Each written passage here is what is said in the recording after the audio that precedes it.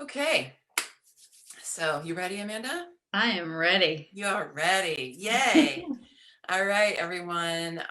Thank you for being here today. We're delighted to welcome you to another Sovereign Sisters Salons, and I'm Maggieostara. And these salons are conversations often that I have with different sovereign sisters of mine who are exploring in their work different aspects of sovereignty. And this is such a timely concept, which has been around for a long time, but is in a lot of evolution right now as our world is in a lot of evolution. And I have been seeing many places, even my Radiant Body Yoga teacher this morning was talking about how our radiance is the seat of our sovereignty. So it's popping up all over the place. And I'm delighted about that because what's happening is that those of us who are attracted to this idea, this concept, are taking it and making it our own. And we're building out ways that sovereignty can serve us. And as women and as men, as all genders, and my particular gig is feminine sovereignty, looking at the relationship between our personal development and our personal ability to become sovereign of our inner landscape through the 8 pillars of feminine sovereignty, but then also how do we become really engaged as leaders and light workers and change agents in the world from a place of sovereignty where we're recognizing and honoring the sovereignty of each other. And I think that that is something that's really vital and important for our world today. And so I'm happy to have Amanda Elo'esh, who is working on her own expression of sovereignty that she shared with me recently. And I had been seeing her talking about it already. And when she told me about the Sovereigness, I was like, oh goodness, we have got to have a conversation about this. So that's what we're going to be here to talk about today. And so I want to just say hi, Amanda. First of Hi. all, welcome. You're looking gorgeous today, as Thank you. always. Yes, I want to acknowledge the beauty of the sovereign priestess here. Um, and then I want to give you a little um, her Amanda's like official bio, and then I'm going to say a little bit about her today, and then we're going to dive in. So Amanda is the founder of the dogma-free plant and energy medicine Church of Living Wisdom, and she is the quicker waker upper. And has been receiving visions and guidance for these powerful times of uncertainty and transformation for over 30 years. She's passionately pursued academic and mystical initiations, she and I share that, to help her diverse community access their sovereignty by eliminating painful subconscious patterns and core wounds, keeping them limited and stuck. Yes, we need to be stripping away those veils. Her goal is to help you to access your own open source relationship so that you can stand in your power and help lead the ascension. She guides transformational ceremonies and trains others to step into their leadership, build their own communities and healing centers, and live their noble purpose and prosper. She's taught internationally, including in Oroville, India, the Ozora Psychedelic Festival in Hungary, Google, and the California Institute for Integral Studies. Yay! So I think those of you who are here, you see why Amanda and I have a certain synergy between us for sure. And I just want to say I have known Amanda for a number of years now, primarily through the FemTalks community, which is centered in the San Francisco Bay Area. And I have seen Amanda speak and share about her work for a long time and watched her really grow and evolve over that time. And she always has just an incredible ways of articulating and positioning things, and then inviting us into experiencing what she's suggesting. And so that I've always really appreciated that about you, Mandy. There's such an inviting way that you have, an accessible way into things that sometimes can be pretty esoteric. And we need that. We need that, right? Because the esoteric is for everyone.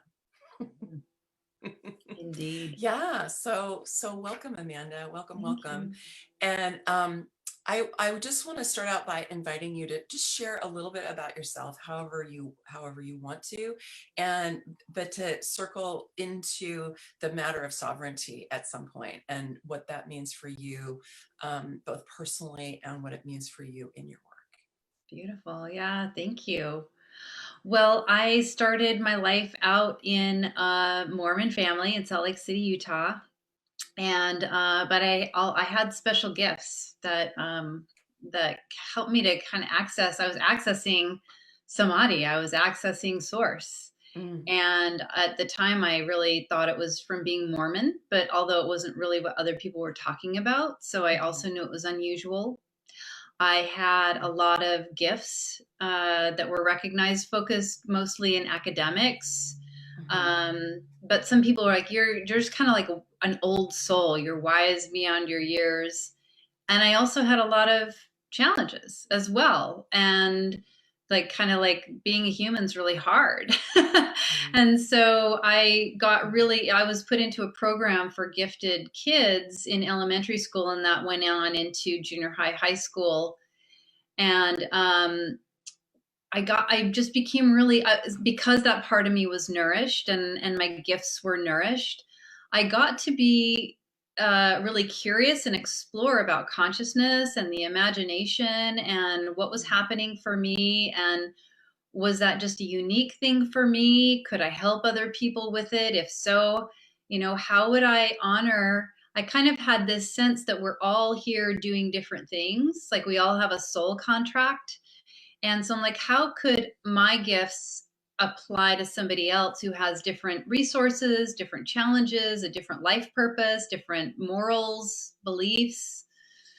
So I've just been really passionate about that and learning, reading lots of books and taking courses in, psychology and meditation and visualization and consciousness, and gone through a lot of personal initiations by following the spiritual breadcrumbs, as you do when you're born as a priestess in this lifetime at this time. And I had a lot of visions about this time. I didn't know when it was going to come, mm. but I saw a lot of what's happening right now. And my life initiations have been really intense, but they've also really helped me to gain a lot of skills, and I started to apply my what I was learning to other people probably about 17 years ago. I started applying little things as a child, like helping my mom go to sleep, and heal certain things, little things here and there.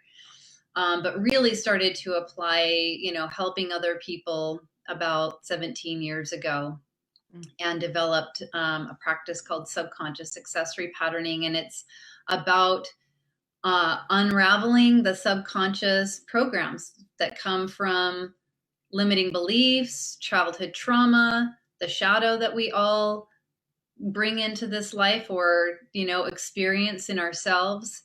And recognizing there's a lot of programming, conscious programming, unconscious programming, mhm. intentional and unintentional programming that really keep us locked down. And that to me feels like a really important piece of accessing sovereignty, is addressing our whole humanness, our whole reality, which includes the subconscious. And I know that it has this huge impact in our lives. And then also tuning into how do I create experiences for people to start to access their own unique relationship with source, which is the living wisdom, which is where the Living Wisdom Church comes from. And our mission is to help people access their sovereignty by doing the combination of the unraveling the programming and having a safe space to find your own unique connection. Exactly. Exactly. Yeah. No, totally, totally on track with you, and really believe in that. And I think that the piece around getting a handle on our programming, because there are certain aspects of it that we're aware of, and then there's whole ranges of it that are so in the back that we're not. But I think the good news about this time is that it's really kind of, it's almost like it's forcing that stuff up to the surface, because the force of evolution is so strong. And I was told, I don't know, 25, 30 years ago, I received the understanding that this is the lifetime in which we heal all the lifetimes. And I was like, holy shit, really? Like, oh my God, what is that gonna you? Like at first I was excited. Oh, that's really cool. That's really great. And then I was like, oh my God, what is that gonna Boy, entail? Right? Like, little oh, did she know. like we're gonna need some magic wands to go along with, whatever our earthly practices are. So anyway, yeah. So I mean, and I think that is part of why our time is so intense. I mean, I don't know what your perspective is on it, but because it's not just this lifetime, which is challenging enough as it is, but our history, and we're seeing how our history is being brought up to the fore for us to examine if we're willing. Absolutely. Like individually and collectively. So it's a really, really potent time. And your work around that sounds amazing. Is there anything else you want to say about that before, the work that you're doing at the Church of Living Wisdom, before we dive into your topic for today? Yeah, well, we're offering very small, private, and very small medicine ceremonies for people that are enjoying the medicine path. That's a very accelerated path for the right people. It can really move things along swiftly. And we're expanding into new possibilities, online things and stuff like that as well. Yeah, it's kind of what we're needing to do these days, right? Yeah. Well, let's go ahead and dive into your topic, because I'm really interested in hearing what you have to say about this. So our topic for today is Discover the Priestess Sovereigness. And Amanda is someone I've always known as a priestess. I imagine that she might relate to some of the other feminine sovereign archetypes. So she and I actually haven't had a conversation about that, but I can imagine like that there might be others that you would feel a resonance with as well. But the priestess is really obvious, right? So why don't we start out by just having you tell us, what do you mean by the sovereignness, and and particularly the priestess sovereignness? Yeah. Well, the priestess, I work with 13 different archetypes of the sacred feminine. And the priestess stands out in that she's the human who's embodying the sacred feminine to be of service. She has a mission, she has a vision that she's serving. She's in devotion to that. Where all the other archetypes are kind of goddessy, uh, demigoddesses or goddesses. And the priestess is like, feet on the ground, chop wood, carry water, tend to the temple, clean the chicken coop.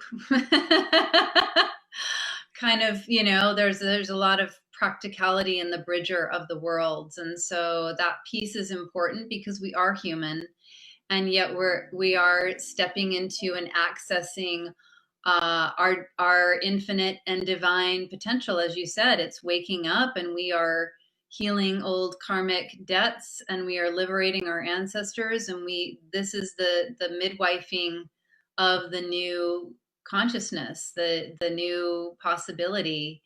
And so the priestess is here to make that connection with the other humans, to be of service. And then the experience of the sovereignness, I just several years ago was meditating, and I felt there's a new archetype coming through, and I'm like, well, what is it?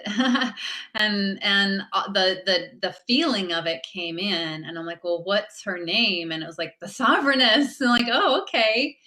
And I've spent years unpacking what that actually means. And really lately it's become very simple. And that is, if you are to claim your sovereignty, that means that you have to take full, masterful accountability for what you are co-creating in your life. And that means whatever mess you come across in your life, in your psyche, in your relationships, in your home, in your career, in your finances, whatever, in the environment, in social injustice, right? Whatever it is you come across that feels like it is not celebratory in your life, if you're not like, yay, this is amazing, right? Then it is your sovereign responsibility to bring whatever it is you have, whatever gifts, insight, wisdom, service, action you can to make it better. And if you can't make it better and you know it needs attention, then you get help to make it better. And if neither of those things are possible, then let go of judgment, let go of projection about whatever it is being bad or wrong, and focus on what it is you can do. But the main theme is, don't complain about it. Don't point the finger at somebody else. Don't say, well, that wasn't me. I didn't do that. It's like, clean up the mess in front of you, take accountability for it, and make the change, elevate it in whatever way you can. And for me, feels especially relevant for white privilege and white fragility. And it's like, our good intentions don't matter at all. I think most people do have good intentions, but there's a lot of mess that's been created from past generations and ancestors, and it is cleanup mode right now. That's what the ascension is about. There's a lot of spiritual bypass stuff we can go into to access these high ecstatic realms. But when it comes right down to it, while we're embodied in a physical form, we need to be taking accountability to clean up whatever it is around us to make it better for everyone. Awesome. I love that. I really, really love that. And one of the things I love about it, which I think where our work is really aligned, Amanda, is that I think that the idea of personal sovereignty that we've kind of had, that came out of the sovereign state, right? The United States, and this idea that we're citizens, and as citizens, we have certain rights, right? And the emphasis was always on the rights and not the responsibilities. And it was a very male, I mean, it was for men, right? And at one point it became for white men explicitly in the 1830s.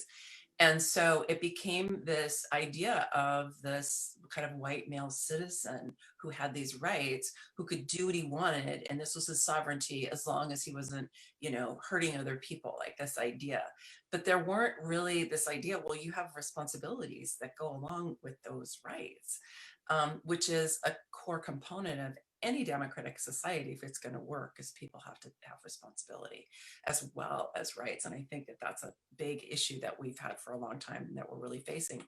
But what's happening now, and this is happening in a lot of places, but I'm hearing it in your description, and this is certainly true in the way that I'm working with sovereignty, is it is about responsibility. Like, we do have to have that the work on the inner landscape, right?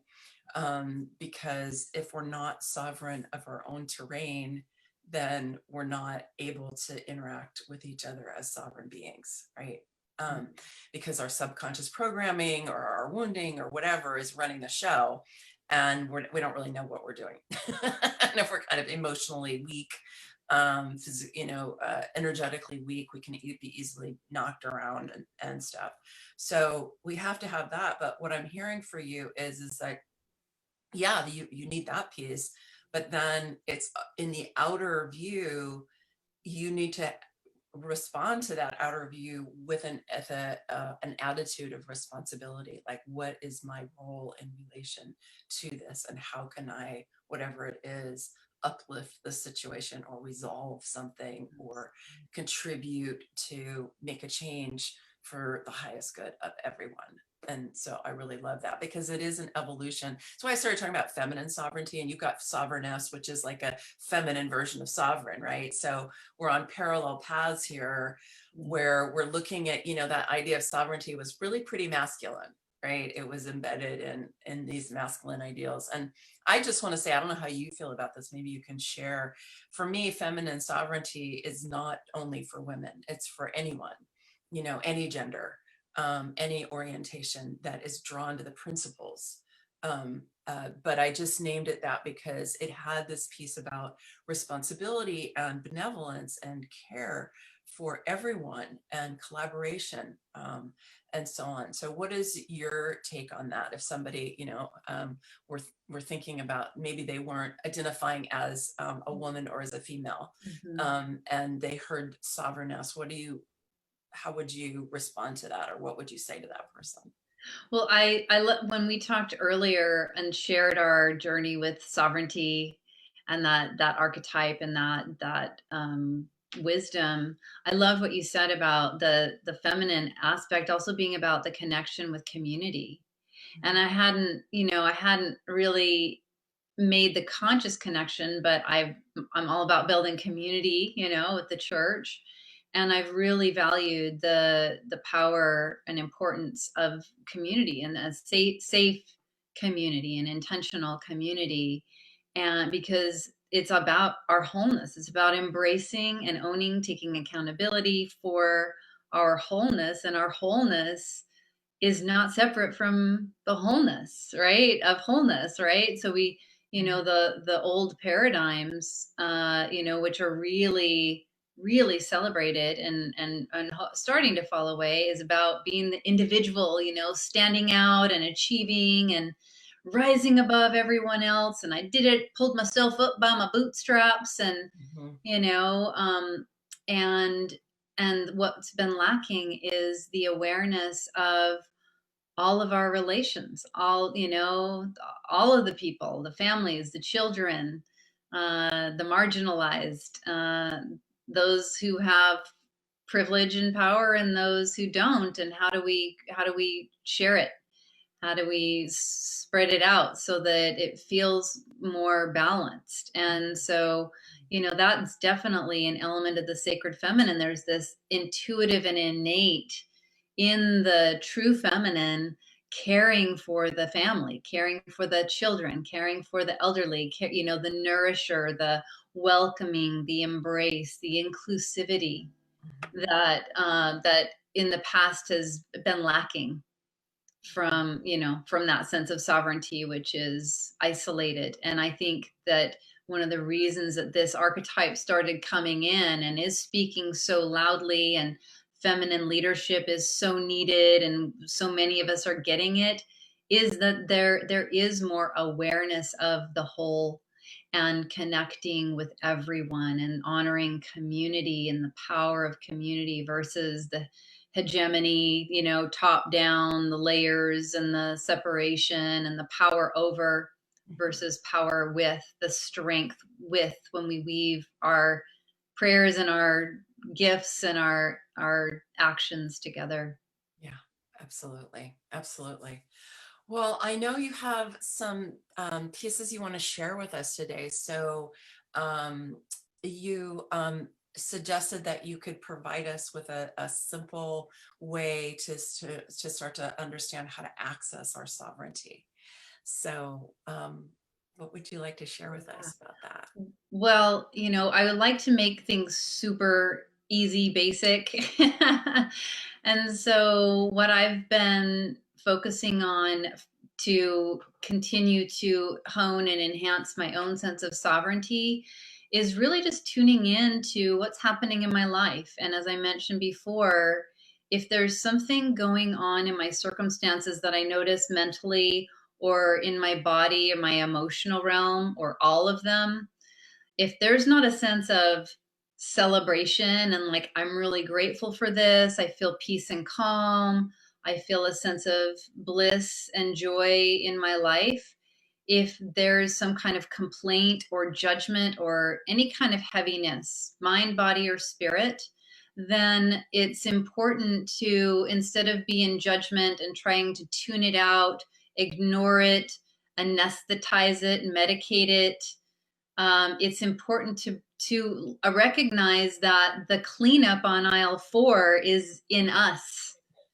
It's, you know, like it is so arrogant to assume to try to correct somebody or something outside of ourselves if we're unhappy with and in denial of elements of ourself. Because when we have, I've found that anytime there's a negative thought or feeling happening, it is always a subconscious program that is playing. Always. Just recently got that, like, so if and those programs are like algorithms, and they are set to generate more of the same. And so you cannot be helpful to other people or circumstances outside of yourself if you've got that negative programming going on inside. And I know that I was taught to self-abnegate, you know, don't take care of yourself, martyr yourself, rescue and take care of other people first. And a lot of the feminine can be about take care of the children and ignore your own needs. But really, it's essential that when we come to be of service, we are coming with a full cup.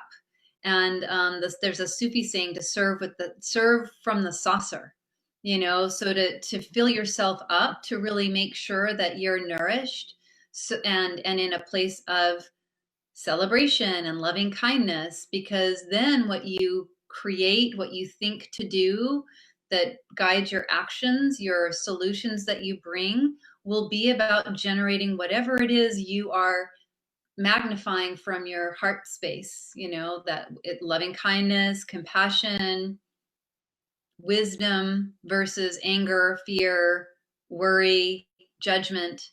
And so please give yourself not only permission, but the directive to take care of yourself. And if you don't know how to bring yourself into that place of loving kindness, get support, ask for help, but take care of your own self first.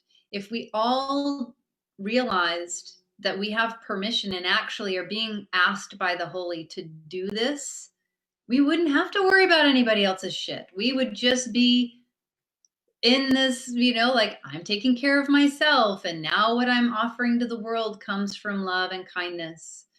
And there would be a lot less worrying about judgment, fighting about what other people are up to. Mm, mm. Yeah, beautiful. Well, can you give us an example of what that could look like, either in your own life or a client or someone, you know, that you've worked with, just so that we have a sense of like make it really tangible for us. I'll give you an example, and then I can guide us in a very quick Great. experience. So this morning, I was cleaning out our chicken coop, and some bizarre thing happened. I have no idea how it happened. I've got it covered up with makeup right now, but I fell and hit my head really hard and like cut my head, and it hurt really, really bad. Mm, And in, you know, I'm trying to bring this practice to everything, whether it's an accident, a physical injury, or a relationship thing. Like, this hurt, right? And so I could have gone into, ow, I hurt myself, this is bad, I was clumsy, WTF, you know, why is this happening, you know, victim, why is this happening to me?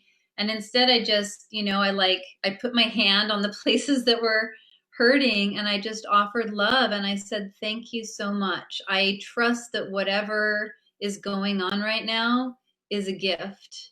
And I thank you. I don't know what the gift is right now, but thank you for this gift. And I'm going to just be loving and kind with myself. And I just sat there and held myself and offered love until I felt like I was back in myself, because it was traumatizing, until I mhm, was back present and centered, and then went about my day. So it's really about, anytime you can catch yourself in a place of pain, suffering, negativity, and bring a sense of loving kindness and curiosity. What is the gift? And the trust that whatever it is actually a gift. And whether I still don't know what the gift of that was. You know, it's not like, oh yeah, it led to me meeting this beautiful man who's now gonna clean the chicken coop for me. I don't know. You know, like, it's not obvious like that all the time, but sometimes it is. So in this moment, I invite each of us to just take a moment to feel ourselves centered in our body, to pay attention to our physical reality, to really tune in to as much of yourself as you're aware of. Some of us are not as much in our body. Some of us can feel layers of energy way, way, way out into the, far reaches beyond our physical body. But just tune in to your being, whatever that is for you, and just take a moment to notice, is there something that is calling out in the form of discomfort, dis-ease, pain, complaint, worry, anything heavy of the mind, body, or spirit, whatever first pops into your experience? And to start to breathe into that place, imagine that you can direct the breath there, whether it's in your body or out of your body. And that the breath is a sense of validation, of acknowledgement and embrace. And see if you can bring a compassionate, open mind, meaning I'm not going to label it as bad or wrong or pain or even preferable, non-preferable, to just bring compassionate curiosity and love. Like, how can I be of service to you? How can I embrace this part of myself? How can I welcome the wholeness of my experience in, instead of holding it separate from myself? And just take a moment to be with it, to be with the feelings. And if there is an archetype of compassion and nurturing and love and embrace, see if you can welcome that presence in to support your own remembering and reincorporating this part of yourself into your reality. Feel yourself welcoming that in, and then just ask, is there anything that I need to know or do to continue to support really owning and caring for this part of my reality? What does it need from me? Oftentimes it's just love, acknowledgement, and acceptance. Just to be seen and allowed to be.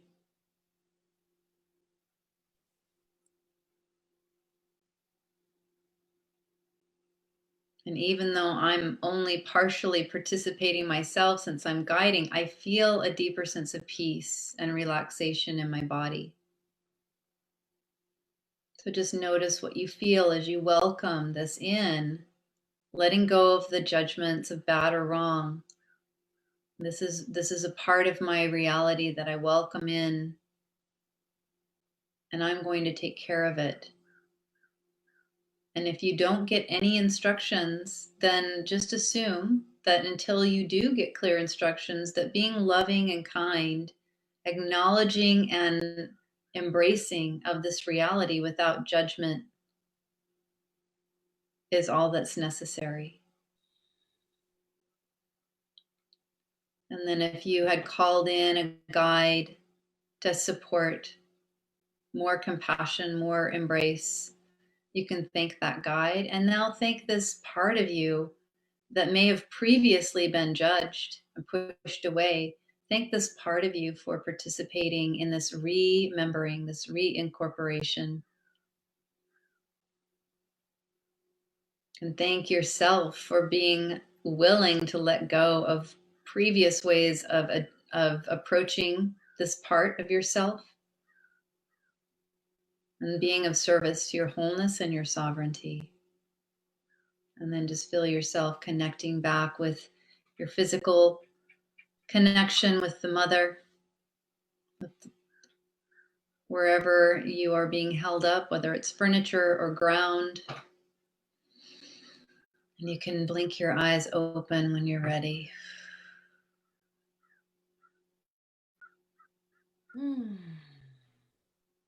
Yum. Yay. That That feels really good. That felt really good. Thank you, Amanda. That was really It's just great. It's really great. I would love it if possible. I know that we can't really necessarily see people's comments now, but after the fact, it would be great if anybody wants to leave a comment about that experience. I'd love to read it when I go back in later to share how that was for you. Okay. I'm just gonna put it out here, and we'll see. All right. Well, I'll just say it's funny because I was tuning in, and I actually feel really connected these days. There's a variety of different reasons for that, and I don't feel like I've rejected any part of me. But what I am aware of, and I've recently kind of become aware of this I don't want to call it. I guess it's kind of a pattern, but it's a strategy in a way. Like there's a part of me that's had this strategy since COVID came up, which is, because it's been, whatever, 8 months now, and it's stressful, right? And especially, I mean, it's stressful for all of us, but for me, my dance community is my main community, and we would just meet 2 to 3 times a week and dance like crazy, and that was just gone overnight. Yeah. And so there inside, what I did was I was like, well, okay, time to get busy. And I have been really, really busy ever since, like super busy, like building, which is part of my character anyway. That's a part of my character that I love. But there's a place where I don't know if I want to call it dysfunctional. I don't feel like it's dysfunctional, but I do feel like it's a strategy. It's kind of like a survival strategy, or it can be co-opted by that survival strategy, if that makes sense. Yeah. And I've just been noticing it recently, and I've been going, oh wow, look at that. Okay, how do I address it a little more consciously? So am I just trying not to feel certain things? Is that what I'm doing? Um, it is filling space, because there's more empty space, right? So part of it was just, well, the vacuum, right? You fill the vacuum. But that was really what I felt, was like, Mm-hmm. oh, at what am I avoiding feeling certain things? And if so, how can I just love that part that maybe just wants to hide because she's really upset that she's not dancing? I mean, there's definitely that. And sometimes I dip into that, but so it's not exactly what you were talking about, but it's But certainly, it's a I it's felt a it. layer of it because if we're really on purpose, and don't need a lot of huge correction, or a big lesson or a big growth cycle, then we can have patterns that are keeping us in a very specific experience, and we have no idea what the other possibilities are. They Mhm. may be really nourishing and enriching, and they're not necessarily things that have to be corrected, but if we chose to explore outside of them, we might find a little bit of fun or a little bit of brightness or different new energy that we appreciate. And Yeah, that can come from limiting beliefs or limiting structures right. that we don't even know how it could be better, Mm-hmm. because you can't see outside of your own system of thinking. It's really hard unless you have particular psychic skills or maybe a plant medicine journey that shows it to you. Mm-hmm. Yeah. Yeah, I think what I'm getting just from this conversation is it becomes an issue, if you will, um, when there's attachment, right? Yeah. And I think that's the piece about like that there is a piece of survival strategy in there that gets attached, right? Because it's like, well, I need this to be okay. I need this to be okay. I need this to be okay. And then that's where, the kind of walls come in, right? And I can even feel it, like I'm talking about it, like I can feel it in my heart. I feel the emotion. Um, and I'm like, oh yeah, there's and it is interesting to be able to just go, So what else is possible? Like, it's not wrong. It's not bad. What I've been doing, Exactly. nothing wrong with it, and what else is possible? Because the truth is like, I don't need a survival strategy. I'm fine. But that's how survival strategies work, right? Is they're like, we're not fine. We better do this, right? And so, yeah, it's so interesting. And they're so smart, those survival strategies. I mean, they just like find their way into whatever that mechanism, because we need to stay alive, right? That's our imperative. Um, so I did get a comment that came in from Sheila Merrill. Thank you, Sheila Merrill. She says, an archetype of compassion. I found none at first.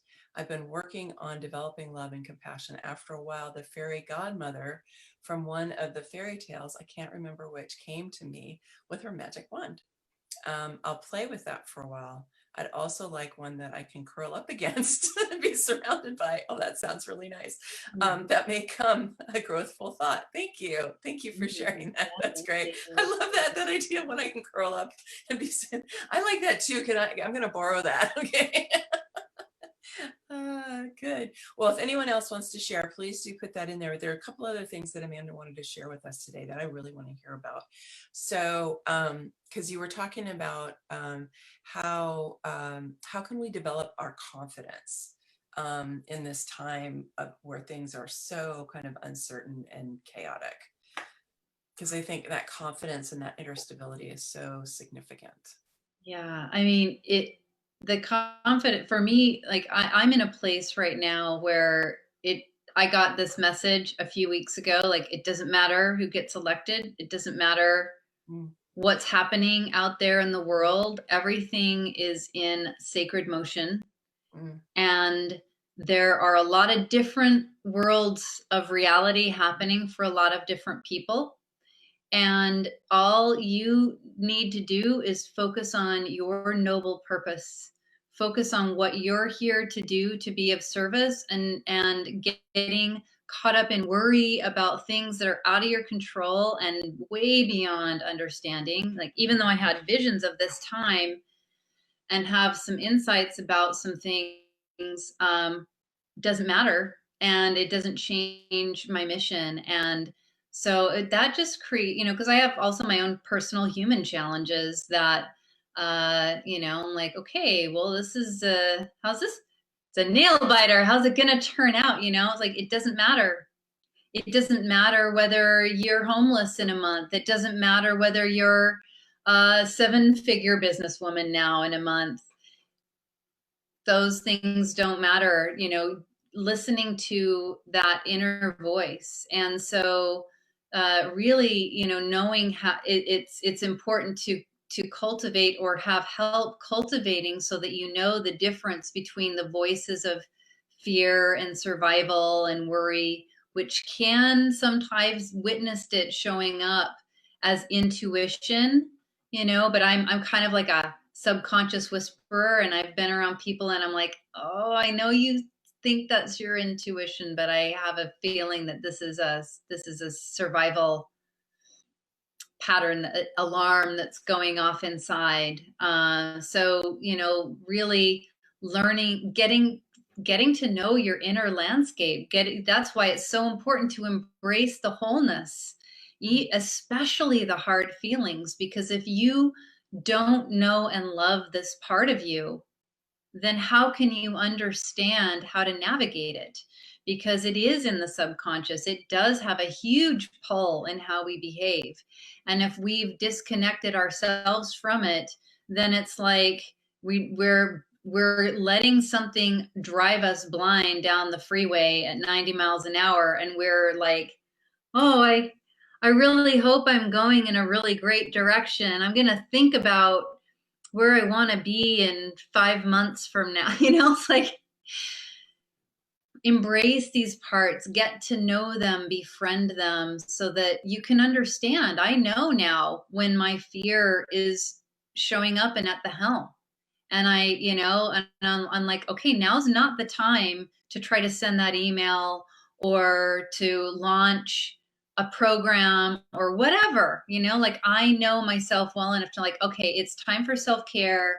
I need to come to this different place. So getting to know yourself and really trusting that if you're tired, you need rest. If you're angry, you need to be gentle and loving with yourself and do some self-care. And if you're afraid, same thing. And if you don't know how to get yourself back into a centered, loving, gentle place, then get help with that. Ask for help. And if the more you get familiar with the wisdom that's down in the body, that represents your wholeness, not the disconnected, dissected parts that science and colonialism and patriarchy and whatever dis-ease has made us think that the head needs to run the show, and the disconnect, like really listening to that deeper wisdom, becoming familiar, and then trusting it, really trusting it, Yeah. regardless of what is gonna get a lot of likes on Facebook, or earn you a lot of money, or get a lot of the traditional current Western ideas of accolades because you're doing it right. Nobody has a clue how to do it right now. That's why we're in the circumstance we're in. So whatever has been going on that we all thought was doing it right, we need to question that and not worry about what other people are projecting. We all have a very specific mission we're here to do, and understanding what that is crucial right now for your own sense of happiness inside. When we're not on purpose, when we're not in alignment, especially now, it's going to hurt really bad from the inside out. Mm, mm, yeah.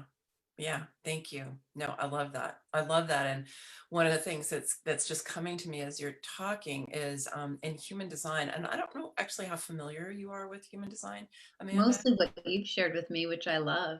Okay. Well, one piece is like in the centers, there's the spleen, which is in traditional human design is known as the center of intuition, but it's really instinct. And so it's instinctual intuition, and all of the gates in the spleen are known as fear gates because instinct, and this kind of relates to what I was talking about survival strategies, right? And you were just talking about fear, and is that instinct is designed to keep us alive, right? That's its number one rule, right? Or if you're a mother, for you to keep your child alive, yeah. Even at the expense of your own life. But that, it's really basic that way.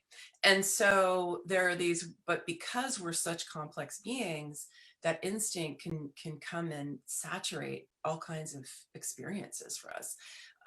And so the intuition, a lot of times what you were saying, what people think is their intuition is actually, it's colored by or flavored by this instinctual fear. And one of the things I always say to people is if there's fear, it's not intuition, because your intuition, your soul is never going to speak to you in the term of fear. It might say, no, that's not such a good thing to do. I wouldn't, or no, don't go that way. Go this way instead. Like it could do that. It could say, no, don't do that, or stop relating to that person or whatever, but it's not going to do it through fear. Fear is always coming from instinct. And it's rooted right back here, this little reptilian brain back here. So I love that you said that, because it's happening a lot right now. A lot. It's running a lot of people's show. Oh my God, there are so many stories out there, and they're all contradicting each other about what's happening. And I mostly just kind of step back and watch and go, wow, look at all these different points of view, and look at the fear mongering. Like I won't follow anyone who's doing fear mongering, because that is just like, no, that's just the old paradigm. That's the old, or war, talking about, using the language of war. So, yeah. Well, so how do we really show up as a leader these days, as a sovereign being in our leadership? Well, it's important to give ourselves opportunities to connect with everything, that our higher self, everything that's greater than us, that wishes us well, even though what's happening with the pandemic is bringing us online quite a bit, to recognize that even though it can provide beautiful things like this, there are lots of inspirational classes and videos and offerings happening online, which we should definitely be taking advantage of. It's essential to go offline, because you know, language is a way of expressing the consciousness behind the culture, right? So in indigenous languages, there are many expressions or ways of thinking and being that cannot be expressed in our language, because it's just a completely different consciousness.